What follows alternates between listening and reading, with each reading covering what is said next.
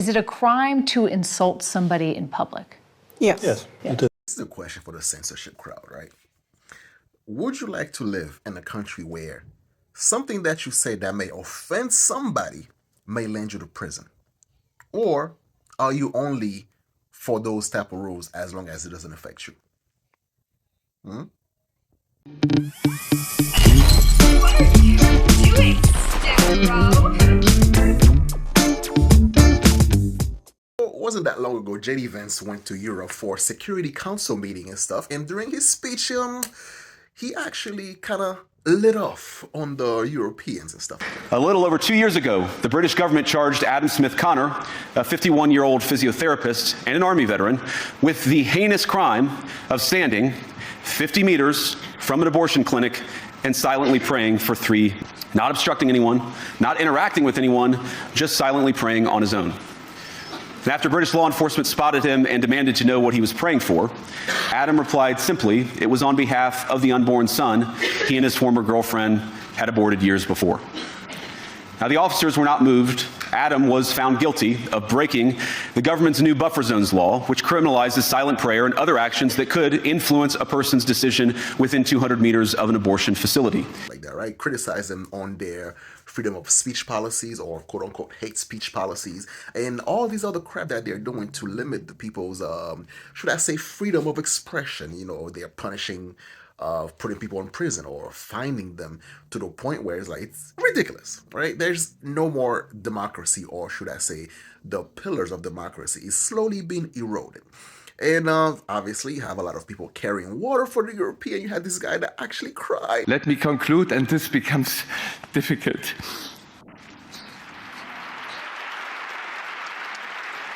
Because, oh, how dare JD Vance offended us. Doesn't he see that, we try to protect us from the plebs and all that stuff. And the question is, would you live in a society that, believe in things like this? Is it a crime to insult somebody in public? Yes. Yes, it is. And it's a crime to insult them online as well? Yes. The fine could be even higher if you insult someone in the internet. Why? Because in internet, it stays there. If we are talking here face to face, you insult me, I insult you, okay, finish. But if you're in the internet, if I insult you or a politician... That sticks around forever. Yeah. What I want to discuss on this video is to try to have a bigger understanding, to go deeper than what you guys are willing to allow yourself to go, and the thought process that comes beyond the censorship that comes with it is that you understand, trolling can be annoying, right? You come across people that just, let's say, follow your accounts online, that just, constantly try to harass you and all that stuff, right? And in your mind, it kind of makes a level of sense where those trolls, those individuals who actually make fun of you, who, hurt your feelings and all this stuff, you want something to happen to them, right? Whether it's for them to be deplatformed or worse, you want them to be silenced, right? To not be able to express their perspective because it doesn't align with yours. But what I want you guys to understand is the road to hell is always paved with good intention. Yes, do I want people to actually harass others online or trolling them and all that stuff? No, but the problem is we don't live in a perfect world. And when you try to create this utopia where everybody get along and so on and so forth, as long as they agree with you, then you tend to erode the privilege that you think you're protecting when it comes to you. You also taking it away from yourself as well. The prosecutors explain German law also prohibits the spread of malicious gossip, violent threats, and fake quotes.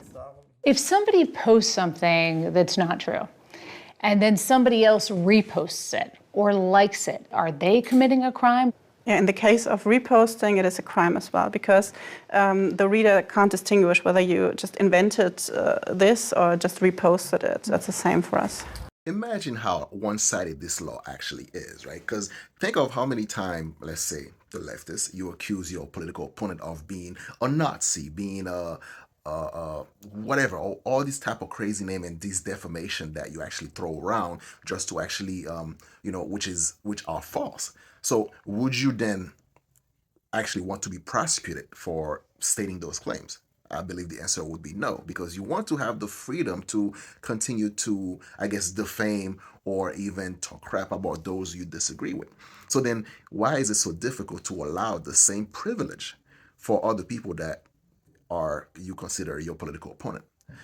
The punishment for breaking hate speech laws can include jail time for repeat offenders. Should the government now also be held to the same standard where they get prosecuted for lies and, all these things that comes out onto the light that happens to be false? The government, spreading misinformation and disinformation, right, to the public. Should they now be prosecuted for their false statement? You see where I'm going with this? Because the moment you continue to allow these things to happen, you end up creating authoritarian nature that you preach, that you claim that you are against. That's how Nazi Germany actually started. They first have to take away people's speech, people's right to protest, people's right to actually voice out their concern, their miscontentment. And then once they were able to, and then create divide and conquer. And once they were able to do that, then they were able to implement the, should I say, harsher punishment. And as long as they have us fighting against each other, right? Us, at each other's throat. I mean, it wasn't that long ago when you had regular people, wanting others who did not take the jab to actually go to camps or re-education camps and all that stuff. So it's not that difficult to turn regular folks into heinous individual, into the Nazis which you claim you are against, right? The more you try to force people to adapt to your belief system, then the more you are turning this society, this free society, into the authoritarian regime that you claim to be against. And the reason why you feel like, the censorship works to your benefit is because they're using you as the excuse to able to take the freedom of expression away from everybody, right? And you can express yourself. You can claim that, it's okay to, for abortions, it's okay for this and for that. Because your alignment, you are aligned to the powers that be. But the moment that you actually go against them, the moment that you don't agree with their perspective, then all of a sudden you find yourself on the other side of the aisle. Ask this chick from the Young Turk, the Anna Kasparian, whatever her name was, and ask so many other people that was once in the left ideologically, from the left ideology, and they found themselves on the other opposite side of the aisle where they get turned, people get turned on them, their account was censored, and they receive threats and all that stuff. So the thing is, as much as you would love that no one challenges your perspective, it doesn't work that way. And when you try to take away other people's freedom of expression, freedom of speech, you are also taking away your freedom of speech and your freedom of expression, because the same law that you use to oppress others will be also used to oppress you the moment you don't fall in line. And there will always be some point where it affects you and you want to say something, but by that time, it's too late. So yeah, let me know what you guys think down below. Would you find yourself, for those, especially those who actually advocate for censorship, who advocate for these hate speech laws and all that stuff, would you live in a society where you cannot say what you want?